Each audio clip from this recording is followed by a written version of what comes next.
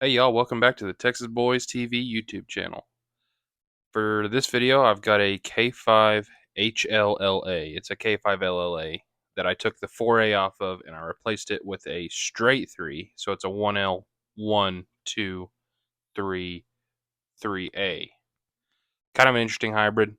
I think it makes a pretty cool sound. Let me know what you think about it in the comments below. If you like the video, leave a like on it. And if you would, subscribe to the channel. It really helps. Thanks. See y'all in the next one.